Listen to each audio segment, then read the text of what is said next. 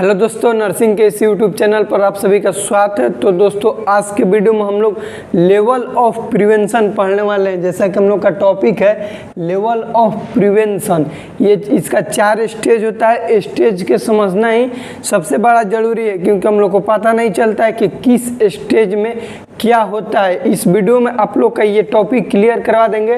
Video ज़्यादा लंबा नहीं होगा तो शुरू से लास्ट तक देखिएगा। देखिए, हम लोग सबसे पहले टॉपिक को अपना क्लियर करते हैं कि लेवल ऑफ प्रिवेंशन ये क्या होता है। What is level of prevention? तो प्रिवेंशन का हिंदी होता है बचाव। प्रिवेंशन का हिंदी क्या होता है? बचाव, किसी भी चीज़ से बचाव। और लेवल का मतलब होगा, इसका हिंदी करेंगे तो एक हो जाएगा स्तर। क्या चीज़ हो जाएगा? स्तर। ऑफ का मतलब का। अब इसका बढ़िया से अब हम लोग जब इंग्लिश का हिंदी बनाएंगे तो क्या होगा? बचाव का स्तर। क्या हो जाएगा? हिंदी करेंगे तो बचाव का स्तर। क्या चीज़ से बचाव के स्तर भैया? तो रोग से बचाव के स्तर को हम लोग क्या कहते हैं? Level of prevention. किससे बचाव? तो किसी भी रोग से। रोग को हम लोग क्या कहते हैं इंग्लिश में? डिजीज कहते हैं। क्या कहते हैं? डिजीज। यानी कि डिजीज से बचाव के स्तर को हम लोग कहेंगे लेवल ऑफ प्रिवेंशन। अब इसका 4 गो स्टेज है। स्टेज आप लोग बहुत बढ़िया से समझिएगा। देखिए, सबसे पहले है प्राइमोर्डियल, नाम याद रखिएगा। 1 नंबर पे प्राइमरी नहीं, प्राइमोर्डियल 1 नंबर पे, 2 नंबर पे प्राइमरी, 3 पे सेकेंडरी, और लास्ट में हम लोग का है टर्शियरी लेवल ऑफ प्रिवेंशन। इसको जो लिखे आप लोग देखते रहिएगा, हम समझाते हैं। पहला है प्राइमोर्डियल लेवल ऑफ प्रिवेंशन। ऐसा प्रिवेंशन, प्रिवेंशन मतलब बचाव, ऐसा बचाव जो हम किसी को फ्री में दे रहे हो, हमारा ओकरा से कोई लेन देन नहीं है, फ्री में। जैसे फ्री में हम क्या दे सकते हैं? कोई किसी को कह सकते हैं कि ये भाई तुम सिगरेट नहीं पियो, उसमें कह दिए फ्री में सलाह दे रहे हैं जिसको। कोई के कह दिए कि तुम दारू नहीं पियो, ये भी क्या होगा? फ्री में किसी को पियो चाहे मत पियो, उससे हमारा कोई घाटा नहीं होगा।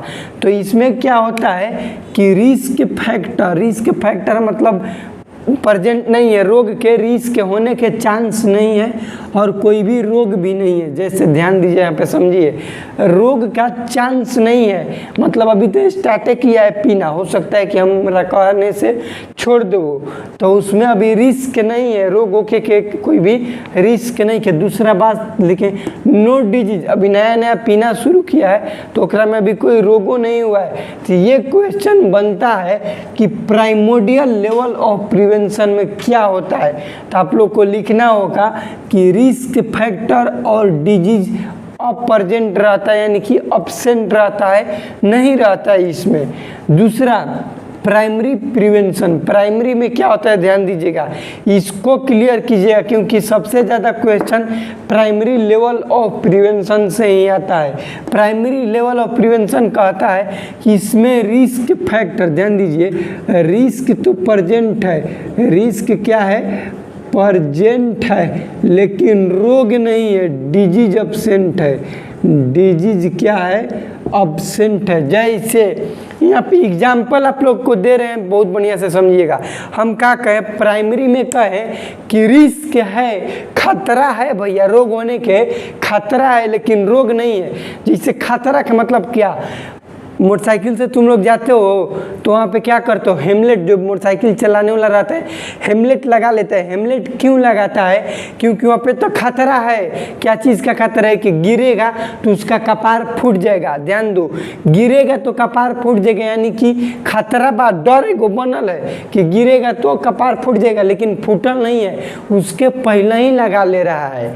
क्या? पहले ही हेमलेट पहन ले रहा है, यानी कि रिस्क तो है, खतरा है कि अगर नहीं पहनेंगे तो हमारा कपार फूट सकता है। तो क्या हुआ कि रिस्क है, रोग नहीं है, क्योंकि अभी तो फूटा नहीं है, फूटने से पहले ही पहन लेता है। तो ये आता है प्राइमरी प्रिवेंशन में। जैसे यहाँ पे ये कॉन्सेप्ट हमेशा क्लियर रखना कि प्राइमरी में रिस्क क्या है, यानी कि डर बना हुआ है रोग होने का, रोग हुआ नहीं है, रोग का डर बना हुआ है। अब इसका दो इसमें मेन पॉइंट आता है, पहला है हेल्थ एजुकेशन, दूसरा है स्पेसिफिक प्रोटेक्शन।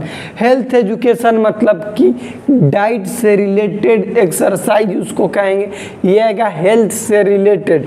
जैसे कि तुम अच्छा डाइट लो, हेल्दी डाइट लो, ये किस में आएगा भैया, हम लोग का प्राइमरी प्रिवेंशन में। एक्सरसाइज नहीं करोगे तो मोटा हो जाओगे, तो एगो डर बनल है ना भैया ओबेसिटी होने का, मोटा होने का, तो ये किस में आएगा, हम लोग का प्राइमरी में। प्राइमरी का एक ही कॉन्सेप्ट हमेशा याद रखना कि रिस्क है भैया, खतरा तो है लेकिन रोग नहीं है, risk present disease absent. Example एकदम बहुत धांसू दिए, जैसे एक और एग्जाम्पल दें तो आप लोग को हम लोग का हो जाएगा कि ठंडा से बचने के लिए जैकेट जो पहनते हैं, क्या चीज़, ठंडा से बचने के लिए जैकेट जो पहनते हैं, ये भी हम लोग का किस में आ जाएगा, प्राइमरी लेवल ऑफ प्रिवेंशन में। क्यों आएगा, क्योंकि खतरा तो है कि हमको ठंडा लग जाएगा, लेकिन अभी लगा नहीं है मतलब कि डिजीज नहीं है, खतरा है कि हमको ठंडा लग जाएगा, तो ये हम लोग का किस में आ जाएगा, प्राइमरी लेवल ऑफ प्रिवेंशन में। हेल्थ एजुकेशन आप लोग समझ गए। अब समझिए specific protection. What is specific protection, किसी भी रोग से बचने के लिए, क्या बोले, रोग से बचने के लिए ये तो काम हो रहा है, तो इम्यूनाइजेशन और वैक्सीनेशन, यहाँ पे इम्यूनाइजेशन लिखें और वैक्सीनेशन। जैसे कि किसी भी छोट बच्चा को इम्यूनाइजेशन दिया जाता है, क्यों दिया जाता है, क्योंकि उसको कोई भी रोग ना हो, रिस्क है, क्या चीज़ है, रोग होने का रिस्क है लेकिन रोग अभी नहीं है, तो वो किस में आएगा, इम्यूनाइजेशन में आएगा। वैक्सीनेशन भी ठीक उसी प्रकार से है कि रोग नहीं हो उससे बचने के लिए हम लोग देते हैं वैक्सीनेशन। यहाँ से क्वेश्चन बनता है कि इम्यूनाइजेशन और वैक्सीनेशन किस लेवल ऑफ प्रिवेंशन में आता है, तो आता है प्राइमरी लेवल ऑफ प्रिवेंशन में। तीसरा सेकेंडरी लेवल ऑफ प्रिवेंशन, क्या चीज़, सेकेंडरी लेवल ऑफ प्रिवेंशन। इसमें क्या होता है कि रोग हो गया, ध्यान दो, इसमें क्या होगा कि डिजीज प्रेजेंट है, क्या चीज़ है, डिजीज, साइन का मतलब कि डिजीज क्या है, प्रेजेंट है। अब डिजीज आ गया, प्राइमरी में क्या था कि रिस्क था, डिजीज नहीं थे में रिस्क, तो आपका जब डिजीज आ गया तो रिस्क लेकर हम क्या करेंगे, घेवड़ा कुछ नहीं करेंगे।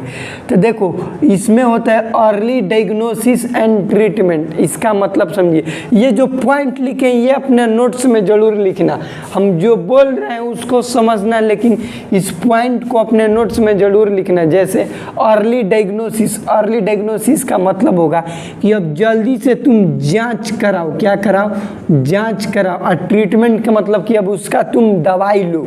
जैसे ध्यान दो, CT scan, MRI, blood sample, कोई रोग मान लो कि मलेरिया, टाइफाइड, डेंगू के लिए एक डॉक्टर क्वेश्चन बता रहे हैं, कोई पूछ देगा तुमसे कि मान लो डेंगू के लिए एक डॉक्टर मलेरिया के या फिर डेंगू का ब्लड सैंपल ले रहा है, मतलब शरीर से ब्लड ले रहा है, ये किस लेवल ऑफ प्रिवेंशन में आएगा, तो समझो कि वो खून ले रहा है, आखिर किस लिए ले रहा है, तो वो लेगा हम लोग के सेकेंडरी लेवल ऑफ प्रिवेंशन। किस लिए, क्योंकि वहाँ पे डायग्नोसिस करेगा, जांच के लिए ना ले रहा है, खून निकाल रहा है पीने के लिए थोड़ी ना, खून निकाल रहा है पीने के लिए नहीं, किसी भी रोग के जांच के लिए ले रहा है, तो वो किस में आएगा, सेकेंडरी लेवल ऑफ प्रिवेंशन।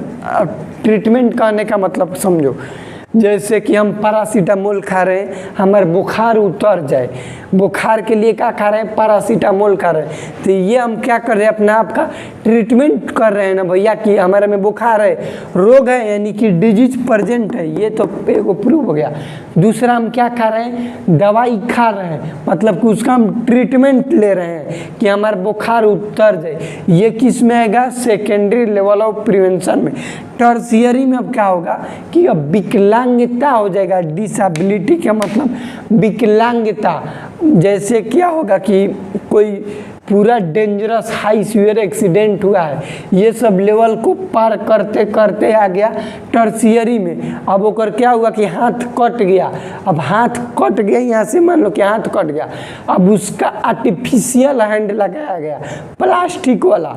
तो ये किस में आएगा? टर्शियरी में। वहीं लिखे कि रिहेबिलिटेटिव और डिसेबिलिटी। समझो इस बात को, कोई मरीज है, क्वेश्चन बनेगा कि कोई मरीज है उसका हाथ कट गया, चाहे अंगुली कट गया, तो अंगुली तो कट गया, अब उसके अंगुली हाथ के जगह, अंगुली की जगह हम क्या लगाएं? आर्टिफिशियल हैंड और फिंगर को लगाएं। तो वो किस लेवल ऑफ प्रिवेंशन में आएगा? तो आर्टिफिशियल लगाएं मतलब कि हम ओकर दोबारा से कोशिश कर रहे हैं कि जुड़ जो, हाथ तो कट गया लेकिन कोशिश कर रहे हैं दोबारा से कि बेचारा के ठीक हो जाए। तो दोबारा से, ध्यान दो यहाँ पे, रिहेबिलिटेटिव का मतलब ये होता है दोबारा से उसके हेल्थ में प्रमोशन करना। ये किस में आएगा भैया? तो हम लोग का tertiary level of prevention. Disability के मतलब हाथ कट गया, वो ऐसे ही घूम रहा है, साइकिल जो होता है ना विकलांग वाला, उस पर घूम रहा है, तो किस लेवल ऑफ प्रिवेंशन में आएगा? तो आता है टर्शियरी में। एक बार एकदम आराम से आप लोग को समझा रहे हैं लेवल ऑफ प्रिवेंशन, सिर्फ सुनिएगा भैया, आप लोग को याद करवाना मेरा काम है, हम याद करवा देंगे। सबसे पहले प्राइमोडियल लेवल ऑफ प्रिवेंशन आता है। प्राइमोडियल लेवल ऑफ प्रिवेंशन में ना तो रोग होता है ना ही रिस्क होता है। ध्यान दो क्या बोले, ना तो रोग होता है ना तो रिस्क होता है। इसमें फ्री में सलाह दिया जाता है, जो करना है कर लो, फ्री में सलाह दिया जाता है, बस इतना समझ लो।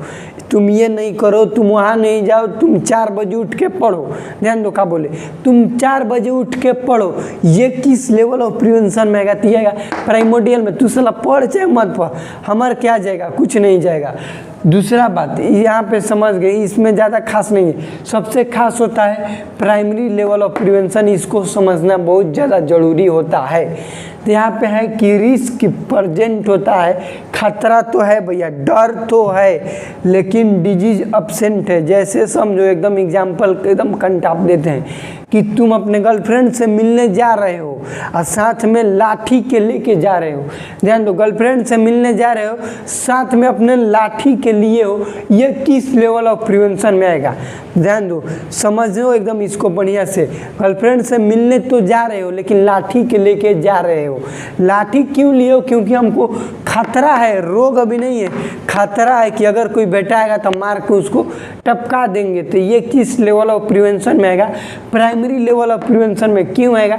क्योंकि समझो कि ऐसा हम जो काम कर रहे हैं जिसमें रोग होने का खतरा है, अभी रोग नहीं हुआ है, वो आएगा प्राइमरी लेवल ऑफ प्रिवेंशन में। समझ गए? सेकेंडरी में होता है कि आप लोग का रोग हो जाता है, डिजीज हो जाता है, आ जाता है, वो आएगा सेकेंडरी में। टर्शियरी में डिजीज हो गया, हाथ गोड़ में विकलांग तो हो गया, कोई शरीर का पार्ट में बहुत ज़्यादा डैमेज हो गया, क्षति हो गया, वो किस लेवल ऑफ प्रिवेंशन में आएगा? टर्शियरी लेवल ऑफ प्रिवेंशन में आएगा। तो दोस्तों ये था हम लोग का लेवल ऑफ प्रिवेंशन। आशा करते हैं कि इस लेवल ऑफ प्रिवेंशन से हमको बताएं जितना आप लोग समझ गए होंगे। तो मिलते हैं अगले वीडियो में, तब तक के लिए जय हिंद, वंदे मातरम। चैनल पर नया है तो चैनल को सब्सक्राइब कीजिएगा, वीडियो को लाइक कीजिएगा और शेयर करना अपने दोस्तों के साथ नहीं भूलिएगा।